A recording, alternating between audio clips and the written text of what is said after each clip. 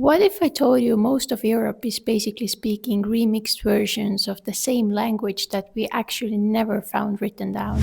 If you speak English, Spanish, French, German, Russian, Hindi, Persian, or many others, this is the story about your linguistic ancestors. So let's travel back thousands of years and meet the ghost language called Proto Indo European.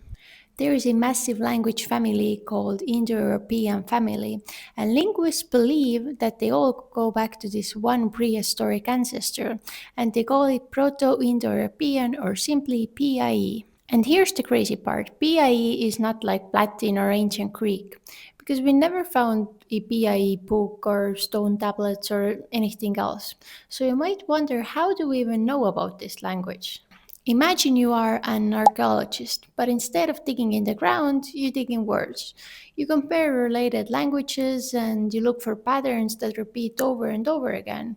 And if the patterns are regular, they're probably not accidents. For example, look at the word father. You can see that all the words are different, but they're clearly related. When linguists see these systematic similarities, they work backwards. They ask what earlier form could realistically turn into all of these.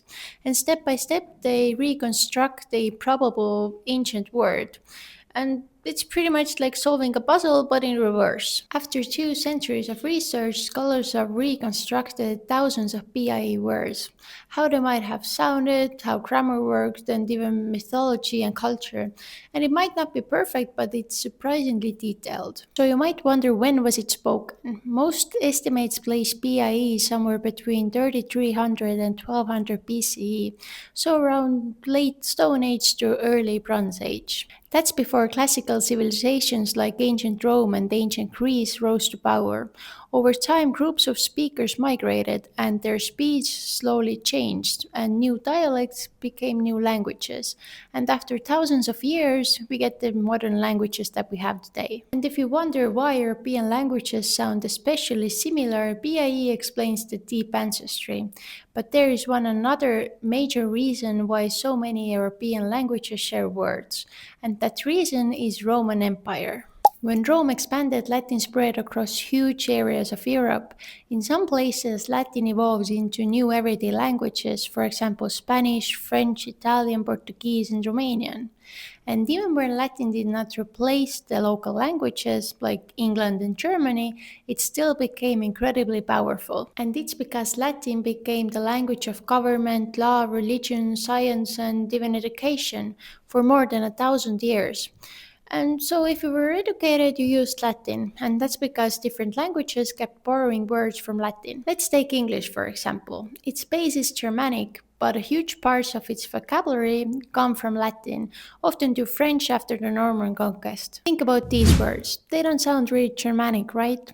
They're part of a giant Latin import. So when English speakers recognize words from Spanish or Italian, it's because they both inherited or borrowed them from Latin. And you might wonder, is this PIE thing just a theory?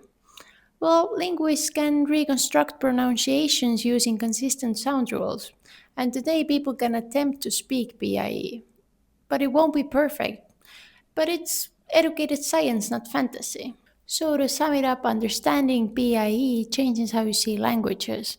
Words stop being random and you begin to notice families, histories, and migrations. So, next time you hear different European or South Asian languages, just remember they may feel separate, but deep down they are variations of a voice from prehistory. And if you enjoyed this video, I can also show you how linguists actually reconstruct PIE sentences or how some specific words travel through history.